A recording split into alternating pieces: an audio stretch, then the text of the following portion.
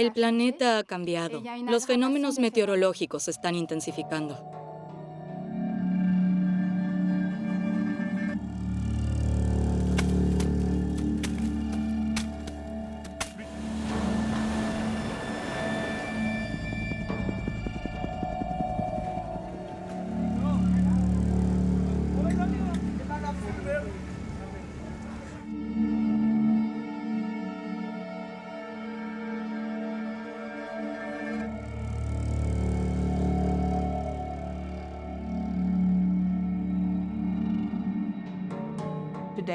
Hoy hablamos de varios millones de refugiados. En el futuro hablaremos de miles de millones. Sequías, inundaciones, huracanes. Regiones enteras se ven afectadas por desastres naturales. ¿Cuántas personas tendrán que abandonar sus hogares para sobrevivir hasta mediados de este siglo? No por las crisis ni las guerras, sino tan solo por el clima. El planeta se encamina hacia un futuro alarmante.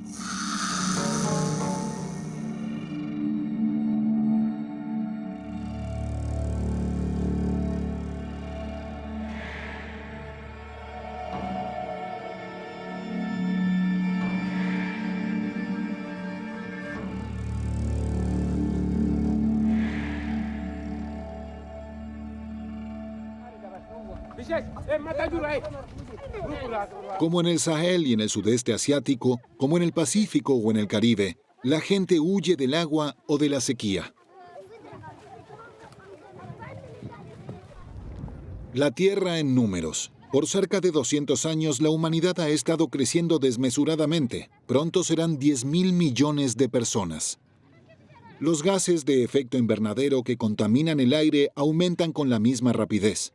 La consecuencia directa es un dramático calentamiento de la atmósfera que desestabiliza el clima. Los responsables del calentamiento finalmente se convierten en sus víctimas. Cada vez más personas pierden sus hogares. La injusticia se consolida debido al cambio climático. Mientras el norte rico contamina el aire, las víctimas viven al sur, la mayoría en el Ecuador, como por ejemplo en Indonesia. Este pequeño pueblo en la costa del Océano Índico se llama Pantai Bahagia, que traducido significa playa feliz. Sin embargo, desde que el mar sube y llueve a cántaros, Pantai Bahagia se hunde en el mar. Incluso ahora, aunque es la estación seca.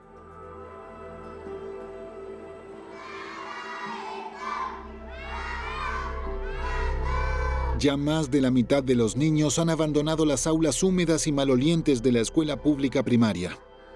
Algo que para los padres es intolerable.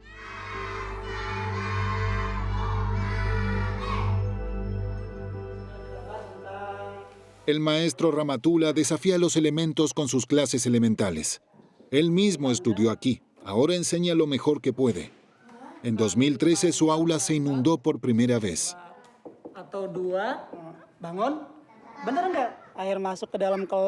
Las condiciones aquí son muy difíciles para todos nosotros. Sucede muy a menudo que tenemos que enviar a los alumnos a casa porque cuando sube la marea están con las piernas en el agua. Lecciones regulares son imposibles. Los maestros ya no pueden llegar con sus materias. Otros 5 o 6 años más, cree el maestro Ramatula, y toda la escuela estará sumergida en las aguas. Entonces aquí ya no habrá nadie.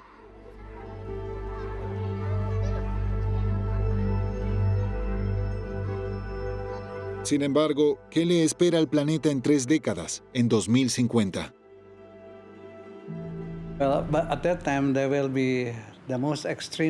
A mediados de nuestro siglo, las condiciones climáticas serán extremas. Las 17.000 islas de Indonesia, con sus inmensas costas, serán tragadas por el mar. La vida en general no será como la conocemos hoy. Se declararán epidemias. Y el crecimiento económico global se verá perturbado por la lucha feroz de unos contra otros por la comida, el agua y quizás el aire puro. Esta es la muy triste imagen de la Tierra en 2050.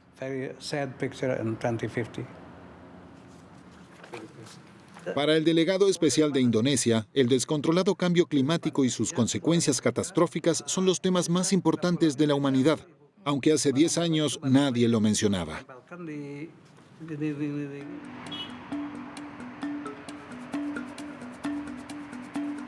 Yakarta, capital de Indonesia. A primera vista, una metrópolis moderna. Sus 10 millones de habitantes la convierten en la ciudad más grande del sudeste asiático. En el área metropolitana viven 30 millones de personas. Es la segunda aglomeración urbana más grande del mundo. Al norte de Yakarta están los mercados de pescado. El olor del océano cercano está en el aire y se mezcla con las emanaciones de la ciudad.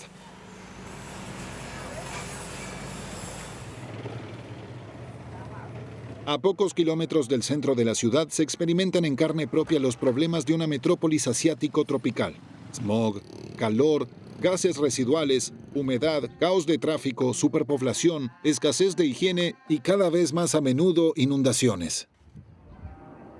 Uno de los muchos focos sociales, el barrio pobre Dadab, cerca del aeropuerto. Sus 5.000 habitantes vivían junto al mar, sin embargo ahora parecen vivir en él. Uno de ellos es Eko Sumarno, quien vive allí en el suburbio desde los años 70. Él y sus vecinos observan el agua que amenaza. Al menos una vez al mes, esta les llega a las rodillas. A veces permanece 2 días, a veces una semana entera. Kira-kira kurang lebih sekitar tahun 2000-an dah.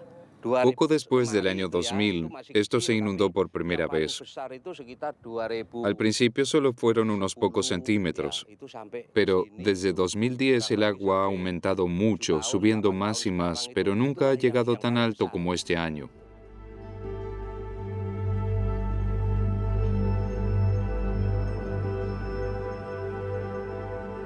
Cuanto más cerca de la costa están, más en peligro se encuentran los barrios de la capital indonesia. Los suburbios, como Dadab, serán los primeros de los que sus habitantes deberán ser trasladados. Como un ancho cinturón, los barrios marginales en peligro se van extendiendo por Yakarta, explica el planificador urbano Marco. Las inundaciones no solo se producen en la costa, sino también en el centro de la ciudad de Yakarta, hasta cerca de mi oficina. El arquitecto Marco Kusuma Vijaya dirige el Centro Rujak para Estudios Urbanos. Él y sus colaboradores intentan resolver los peores problemas climáticos. Actualmente, su atención se centra en la extracción masiva de agua potable del suelo. El resultado es incluso aún más catastrófico que el simultáneo aumento del nivel del mar, una compresión de la masa terrestre y un descenso brusco de Yakarta.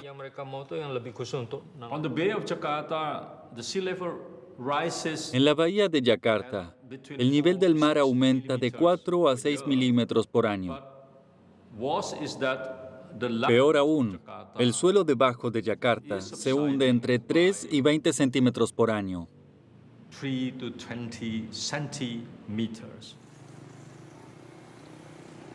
Yakarta, febrero de 2013. Casi la mitad del área urbana está bajo el agua. En este escenario de horror, los habitantes de Yakarta tienen que adaptarse. El océano sube, la tierra se hunde y la lluvia intensa aumenta.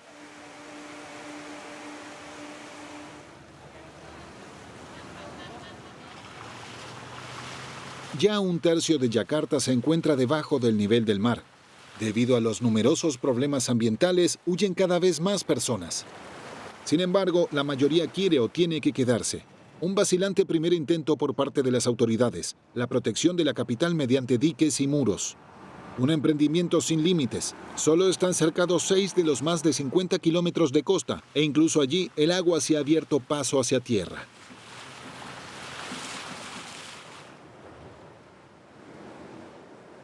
Una cosa está clara, todo lo que se encuentra directamente junto al mar, tarde o temprano se convertirá en su víctima, como esta mezquita.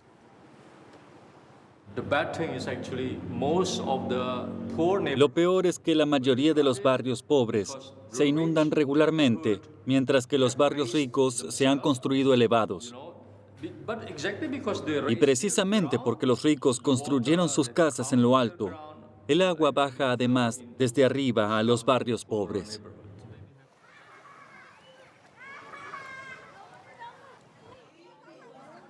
Cuando la marea sube, golpea especialmente a los barrios más pobres. Si estos a su vez se encuentran al lado de uno de los 13 ríos, entonces significa que la inundación durará semanas. Los distritos que están particularmente en riesgo son aquellos a través de los cuales corre el río Chiliwung, con sus brazos laterales, como el distrito de Tongkol.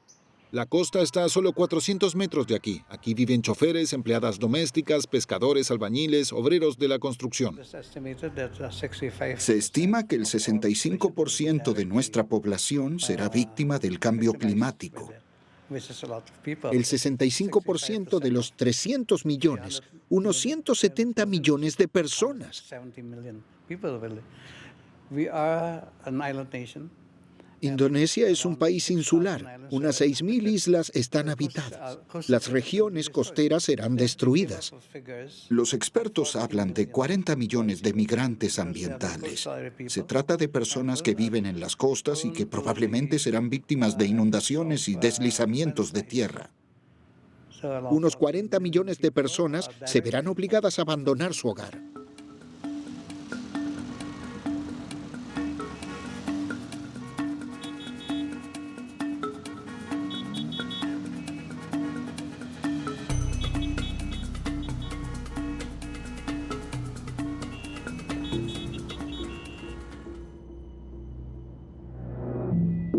Los mayores riesgos de desastres se encuentran en Indonesia, por ejemplo, ciclones, sequías, deslizamientos de tierra o inundaciones. Si se superponen, entonces el peligro de ser víctima del clima se concentra aquí, en la isla de Java. Justamente aquí se encuentra una de las áreas metropolitanas más densamente pobladas del mundo, Yakarta. El característico embotellamiento en Yakarta termina justo antes de la medianoche y comienza nuevamente al amanecer, a las 4:30. Más de 3,5 millones de personas se trasladan diariamente a la capital y luego regresan. El bullicio y ajetreo de Yakarta ya no se siente a 100 kilómetros al sudeste. A los pies de 2 volcanes inactivos se encuentra el distrito de Cianjur, uno de los productivos graneros de Java.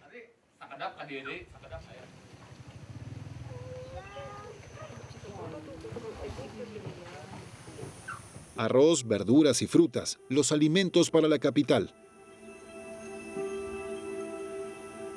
A la aldea de Saronj solo se puede llegar en moto o a pie.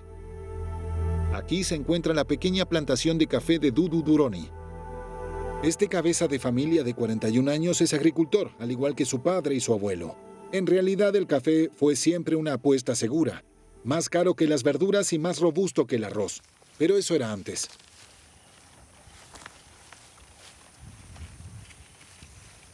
Kalau musim nanam itu pasti bulan 1, bulan Januari, Februari, Maret gitu ya.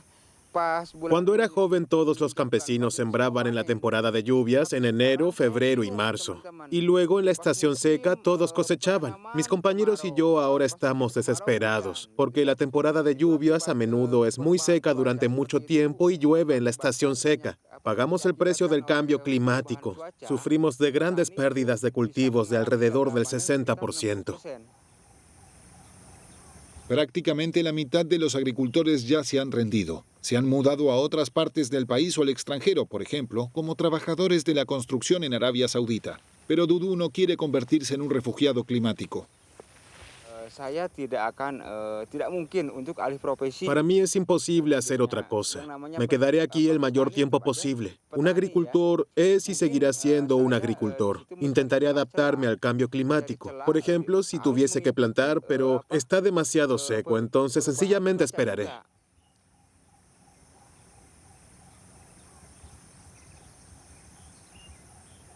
Las regiones montañosas más altas no solo son las que proveen de alimentos a las ciudades, sino que también tienen una función de almacenar lluvia en sus bosques. Sin embargo, las condiciones climáticas extremas están aumentando en forma dramática.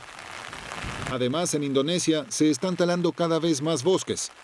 De esta manera, la lluvia fluye sin control hacia el valle y a veces arrastra consigo todo lo que se encuentra a su camino. En Indonesia, especialmente los deslizamientos, tienen consecuencias fatales. Estas son imágenes de los años 2017 y 2018.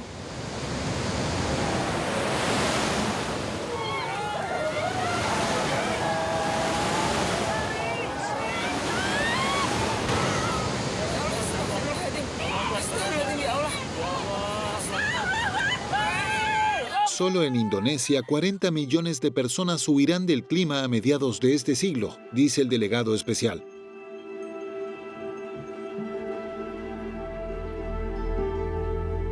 Agricultores que ya no pueden cultivar sus campos. Habitantes de los barrios pobres cuyas chozas de chapa se hunden en el mar.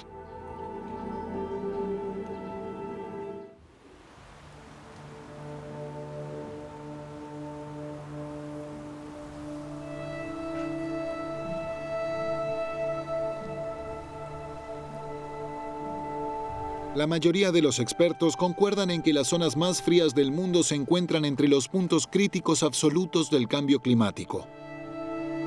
El Ártico, la Antártida, Alaska y las vastas áreas de la permafrost de Rusia.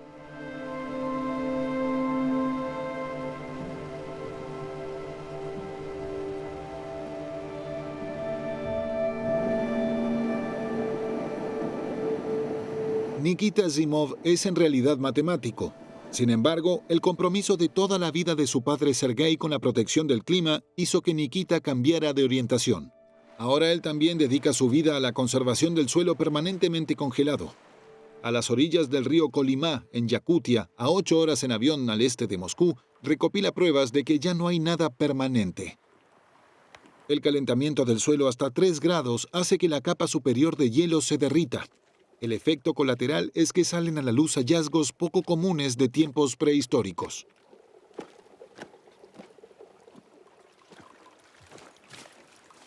Si Nikita fuese paleontólogo, estaría encantado con todos los sensacionales hallazgos de la era geológica del Pleistoceno.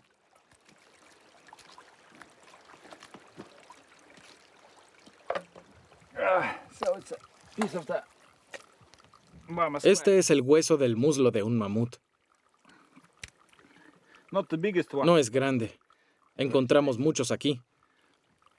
Antes andaban aquí muchos mamuts por cada kilómetro cuadrado. En promedio, hemos encontrado aquí a la orilla del río, por cada kilómetro cuadrado, alrededor de 600 esqueletos. Continuamente descubrimos alguno. En todas partes, las pendientes se deslizan hacia el río. Es el resultado del permafrost que se está derritiendo. Zombies es como Nikita llama a estas plantas, porque el suelo en el que crecen estuvo muerto 40.000 años y toda la vegetación pronto desaparecerá nuevamente en el río.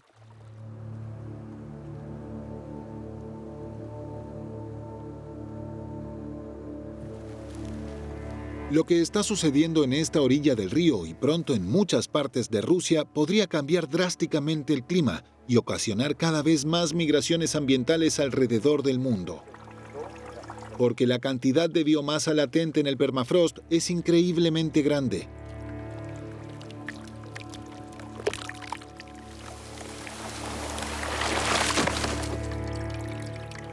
Cuando el CO2 y el metano ligados al suelo se liberan a la atmósfera, la velocidad del calentamiento global se acelerará drásticamente.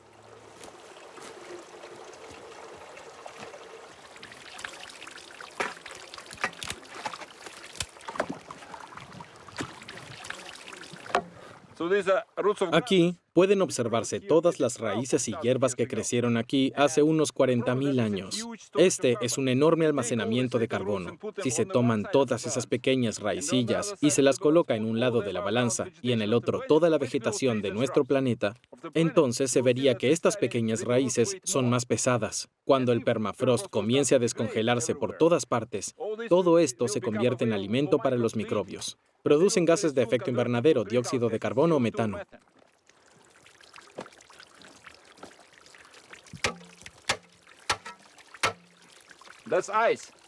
Esto es solo hielo, y puede verse que cuando este hielo se derrite, se mezcla con el suelo, lo que hace que estos flujos de lodo se deslicen por la pendiente.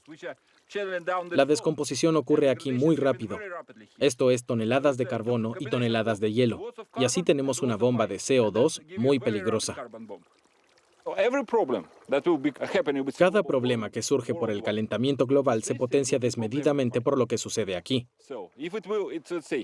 Si un problema es grave, se agravará todavía más. Si hay alguna forma de detener esto, entonces debemos ponerla en marcha. Porque si no lo hacemos, bueno, podemos tomar nota de todo tipo de escenario del fin del mundo imaginable, y es probable que suceda.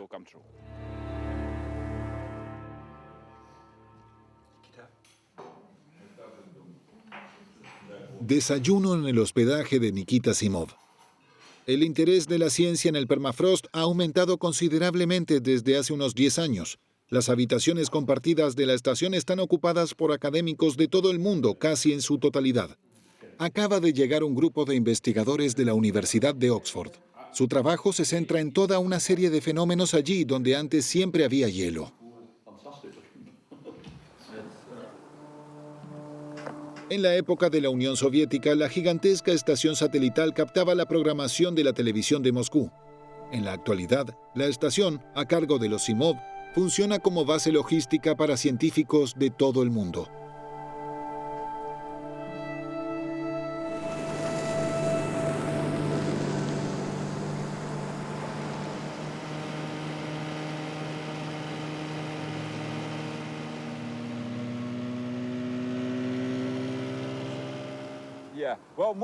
Los datos recopilados en toda Siberia, aquí en Yakutia y en el extremo este de Rusia, son alarmantes. Normalmente la vegetación se une a los gases de efecto invernadero durante el verano y solo devuelve cantidades muy pequeñas a la atmósfera en invierno.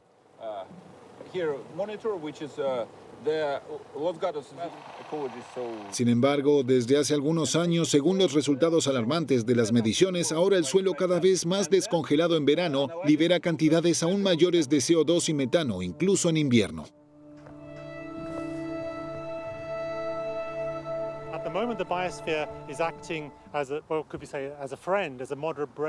Hasta ahora, la biosfera se comporta casi como un amigo. Frena el cambio climático. Alrededor del 40% del dióxido de carbono que emitimos los humanos es absorbido por la biosfera, lo que retarda significativamente el cambio climático. Una de las grandes preocupaciones que tenemos los científicos es la cuestión clave. ¿Por cuánto tiempo más será la biosfera nuestra amiga? Existe el riesgo de que en algún momento en el futuro este freno se vuelva un acelerador. En otros lugares, el interés por los fenómenos y los peligros del permafrost sigue firme, según el Instituto de Ecología Aplicada del Norte en Yakutsk. El director Savinov recibe un grupo de investigación de Praga que acaba de regresar de un cráter que ha devorado el permafrost. Traen muestras de suelo del gigantesco cráter como regalo para el instituto. A cambio, los checos esperan la aprobación de una exposición de hallazgos espectaculares en su Museo Nacional. Los mamuts, por ejemplo, o la momia de hielo conservada completamente de un género extinto de caballos salvajes del Pleistoceno.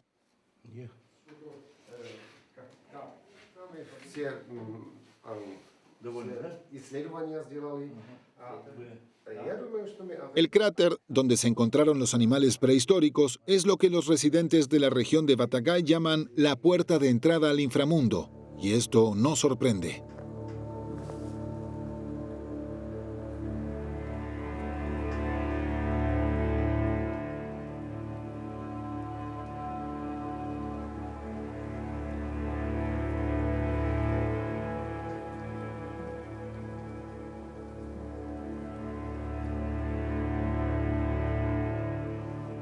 Como resultado de las obras viales en los años 60, se despejó una pequeña parte de bosque.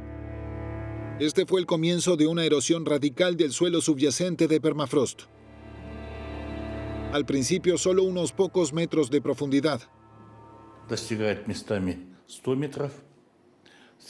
En algunos lugares el megacráter tiene 100 metros de profundidad, en promedio entre 40 y 60 metros. Tiene una longitud de 1,5 kilómetros y tiene alrededor de 1 kilómetro de ancho en este momento. Pero es difícil definir cuán ancho es, ya que su expansión se produce a gran velocidad. En el futuro podrían repetirse en muchos lugares eventos catastróficos similares, no solo en áreas residenciales, sino también en áreas silvestres donde se ubican oleoductos y redes de gas natural. Toda nuestra infraestructura podría verse afectada. La mayoría de las ciudades de Siberia y el lejano oriente de Rusia podrían verse afectadas, un total de 25 millones de personas. ¿Cuán dramático es el derretimiento del permafrost? Hasta el momento no se han recolectado datos a nivel nacional. Lo más oportuno es una serie de mediciones de la red de monitoreo de las capas superiores del suelo en el área polar.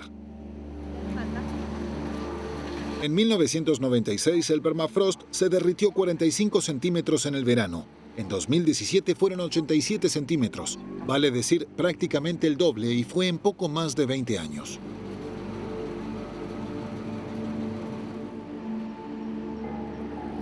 Un peligro para los humanos y la infraestructura, especialmente la calefacción urbana, gas natural y oleoductos. Greenpeace estima que alrededor del 1% del petróleo se pierde por grietas, fugas y se filtra en la tierra porque el suelo se está hundiendo. 5 millones de toneladas de petróleo por año.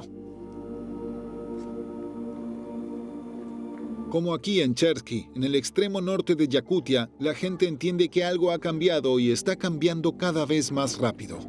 Las temperaturas aumentan continuamente, el asfalto en las carreteras se está curvando y en algunas casas ya se percibe que, aunque se construyeron en terrenos firmes, ahora se hunden lentamente como un budín. Algo anda mal.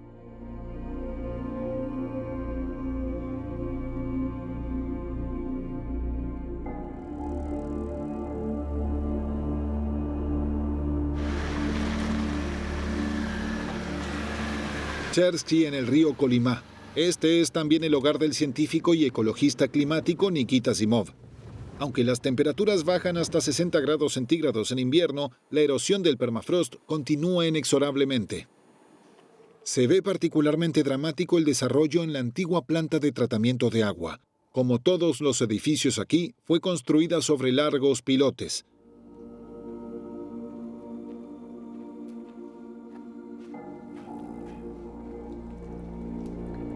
Hace solo 2 años comenzó el hundimiento.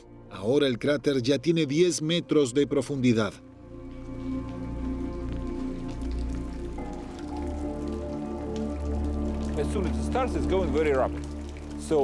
Una vez que comienza, es muy rápido.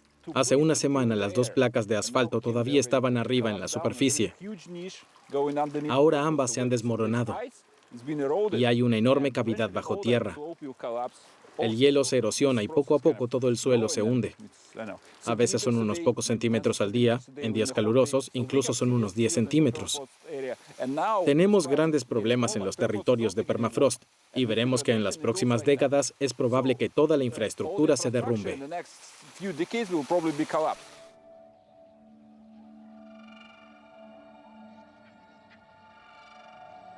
El sol calienta sin piedad desde el cielo. En la región del norte de Camerún, en África Central. En el cauce del río Mayo-Bula, en todas partes hay huellas de desesperación humana.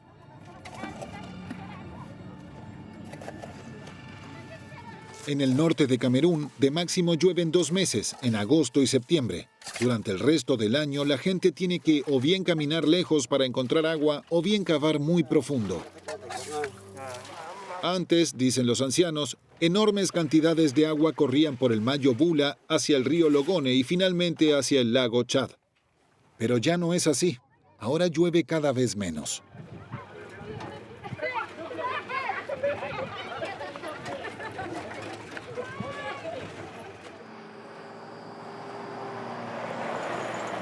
El trabajador social Eduard Caldapa recorre la región para Cáritas a fin de prevenir crisis humanitarias.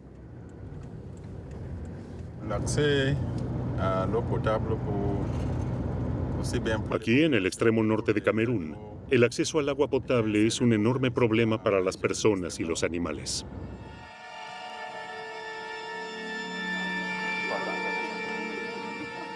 Él visita continuamente las aldeas alrededor de la capital provincial Maroa. Hoy controla que todo vaya bien en la pequeña localidad de Woyang. Aquí viven muchos ganaderos. Como Caldapa realiza este trabajo desde hace 20 años, puede determinar de manera rápida y segura cuándo se avecina una crisis humanitaria. En el verano de 2018 hay una a punto de llegar. Antes solo las mujeres buscaban agua, pero ahora es tan difícil que toda la familia tiene que ayudar. Cuando los jóvenes quieren construir una casa, no tienen agua. Si quieres hacer cualquier trabajo, no importa qué, no hay agua. Cuando un joven quiere ser agricultor o vender, no hay agua. Los jóvenes ya han comenzado a irse. Ahora están en las grandes ciudades, en Yaoundé o Douala. La población ya ha comenzado a irse, ni siquiera sabemos cómo arreglárnosla aquí.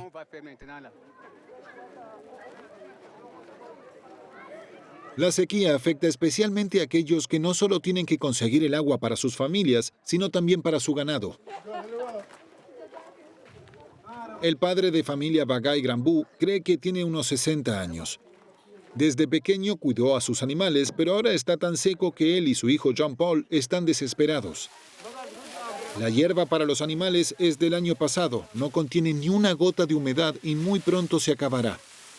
Si no llueve finalmente el próximo mes, cuentan con lo peor, que sus animales mueran, su única posesión en esta tierra.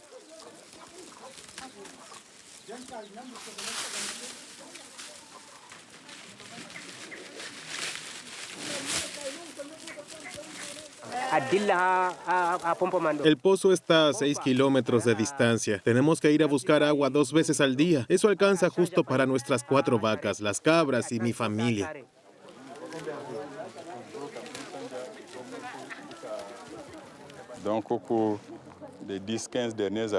En los últimos 10 o 15 años, la situación ha empeorado significativamente. Es por eso que cada vez menos jóvenes encuentran un lugar en la aldea. Se ven obligados a irse. Van a las ciudades, porque no ven un futuro para ellos mismos aquí. Jóvenes que se van porque la falta de agua les quita todas sus perspectivas. Ganaderos que se mudan a las ciudades a más tardar cuando sus animales han muerto de sed. Comerciantes, productores de cereales, cazadores, gente del norte de Camerún que abandona su hogar, refugiados climáticos, ya hoy.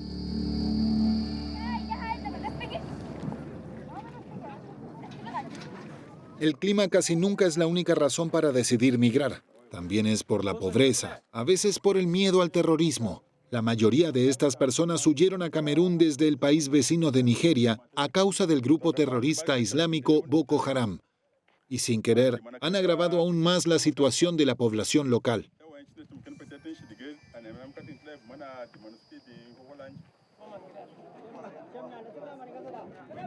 La gente hace cola hasta 8 horas por unos kilogramos de víveres, paciente y callada. Y esto en el calor abrasador. Hay 200 bolsas de mijo y maíz para 30.000 personas. Se necesita ayuda con urgencia, pero es como una gota en medio del mar.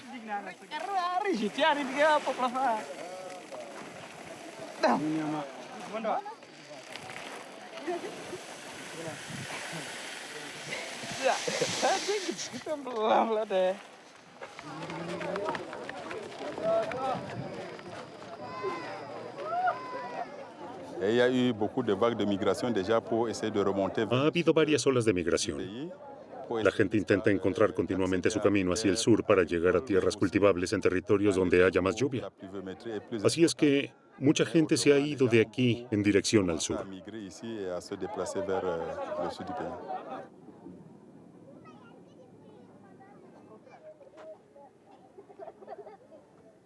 Je dis bien ici dans le territoire de Mémé. Aquí en el territorio de Meme, la temporada de lluvia siempre comenzaba a principios de abril. Ahora la lluvia llega a finales de mayo, a veces recién a principios de junio. Y normalmente la temporada de lluvia será hasta octubre. Pero el año pasado dejó de llover en agosto. Eso es terrible para nosotros los agricultores.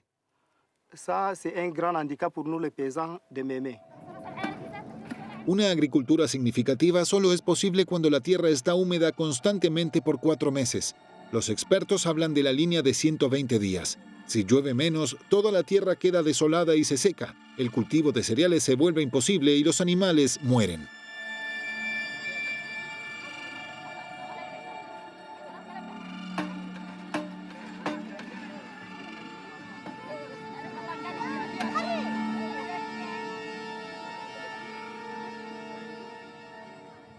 El resultado es que han surgido cientos de campamentos en Sahel, donde las personas a menudo siguen viviendo en la miseria.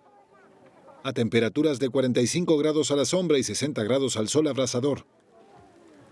sin esperanza de mejora, totalmente dependientes de la entrega de alimentos por parte de las ONG. Como en la familia de Isan Golda, de 41 años. Aunque hay suficiente comida y una bomba de agua en el campamento, al huir del calor, perdieron su dignidad. Ahora ni siquiera pueden cosechar cebollas y mijo de su propio campo porque se ha marchitado. Isa, su esposo y sus 5 hijos se han convertido en refugiados climáticos.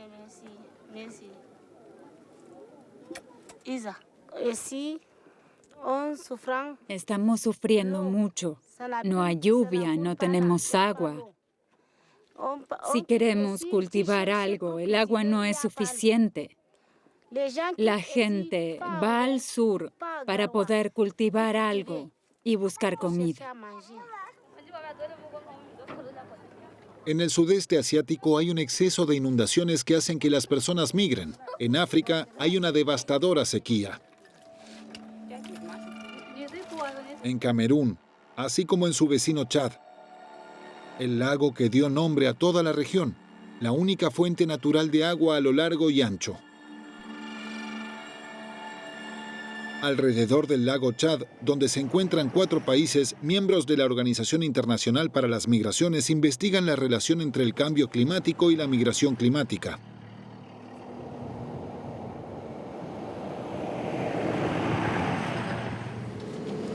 Mashauri Murilo, de la Organización de las Naciones Unidas para la Migración, ha estado en la zona de Sahel desde hace años. Con cada encuentro y cada discusión se profundizan sus análisis provisorios.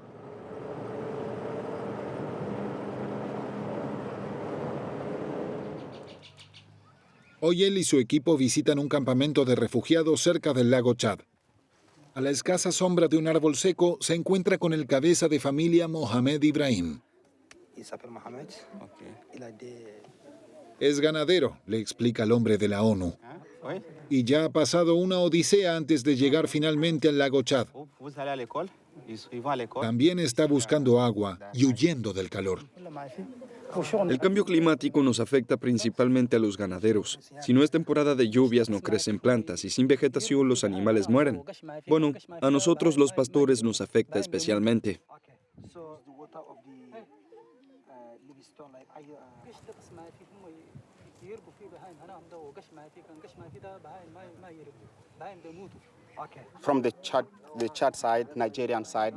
Chad, Nigeria, Camerún, Níger, todos dependen de esta fuente de vida. Se comprende lo singular que es el lago Chad, porque es la única fuente de agua dulce en medio de una zona desértica. Muchas vidas dependen del lago. Si realmente desaparece, significará una grave catástrofe ambiental, porque sin el lago Chad prácticamente no se puede hablar de condiciones de vida en la región.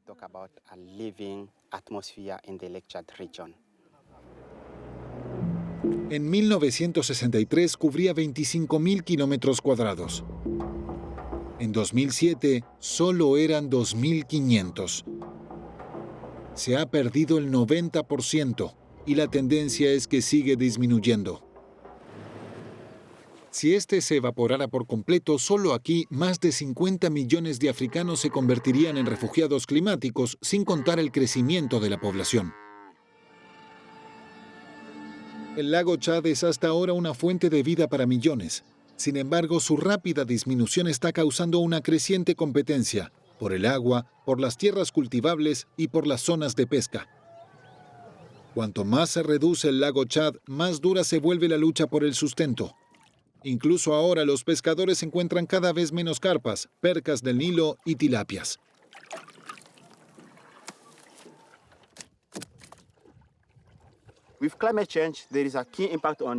El cambio climático es el factor clave para toda la región marítima. Influye en la distribución y el tipo de poblaciones de peces. Básicamente afecta a todas las estrategias de supervivencia importantes de las personas de la región: agricultores, pastores y pescadores.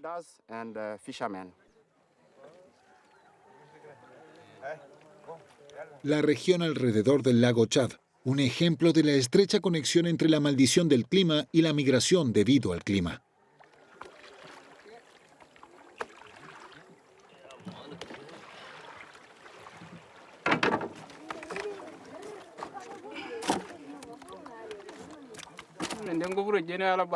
Solía haber mucho y buen pescado. Vendíamos aquí o en Nigeria. Pero ahora hay problemas con los terroristas y además en el lago casi no pescamos nada.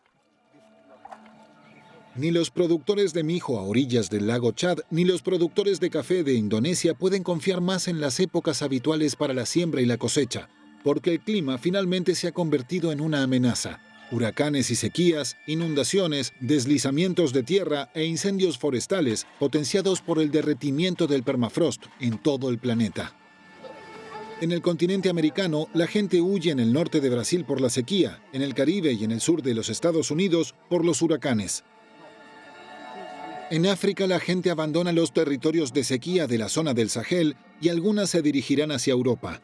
Incluso algunos españoles, italianos y griegos dejarán sus hogares debido al aumento del calor. En Asia, las zonas costeras son tragadas por el mar. Los residentes se trasladan a las tierras altas seguras, especialmente de los deltas de los ríos, como en Bangladesh. Y las islas de los mares del sur desaparecerán por completo. ¿Cuántas personas se habrán convertido en refugiados climáticos para 2050? ¿Qué dice la ciencia? Sabemos que alrededor de 20 millones de personas son desplazadas cada año. Eso es así en las últimas décadas. Además, se suma el cambio climático, el crecimiento de la población, el surgimiento de grupos de personas más indefensos. Podemos suponer que estos números aumentarán. Cada año huyen 25 millones. Si esto se extrapola, se llega a 500 millones, siendo conservadora. Si je dois donner une sorte d'estimation, à mon avis, on sera... Si tuviese que dar una estimación, diría que fácilmente una quinta o cuarta parte de la población mundial serán migrantes, lo que significa alrededor de 2 o 3 mil millones de personas.